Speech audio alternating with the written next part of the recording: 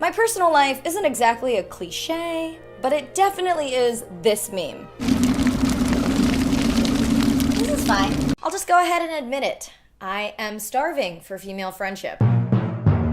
Growing up, nothing was more magical or mysterious than the act of sex. Hi, I'm Stephanie. Hi, I'm whoever I have to be to get you to like me. Oh no! I'm so sorry. I know the over. Baby, gotta pick it up. Baby, gotta pick it up. It's really hard to be the only guy on the force. How hard is it, baby?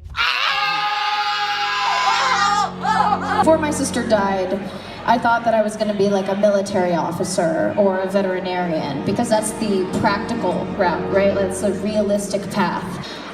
It wasn't until I saw a stand-up special on TV that I laughed for the very first time.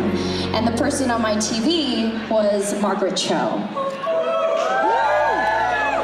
You know, I looked at her on stage and I was like, oh hey, you know, maybe I can do that. It was the very first time I had ever seen an Asian woman do stand-up. And before that, the only Asian female face I had ever seen on TV was, of course, Lucy Liu, right? That's all we had. And 7 years later, here I am. Thank you for the one woof, I appreciate that. Thank you. You know, I couldn't believe that I wasn't just like a one-line co-star on Awkward talking about my small boobs, or I wasn't like a supporting best friend who was like upset about a B-. I was the lead. A few days later, my manager called me while I was on set directing a short film, and he was very confused. He was like, when you met with those executives, are you sure that you booked the lead role? And I was like, well, yeah, we were talking about the lead character. We mentioned it by name. I had auditioned with that dialogue. Why? And he said that they'd gotten the official paperwork in for the offer, and what I was being given was the role of the best friend. The lead was going instead to a white woman. And we sat in silence for a bit, and then finally I asked him very quietly, I said, is it because I'm Asian? And he didn't say anything for a hot minute. But then he said, honestly, you know, that's what I'm thinking. I mean, what else could it be? What could have changed in those couple of days? That was the very first time in my career that I realized that the color of my skin might actually stand in the way of me and my dream. You know, we hear stories of racism in Hollywood all the time. We've encountered racism in our real life. We're not fucking idiots. Sorry, there's children here.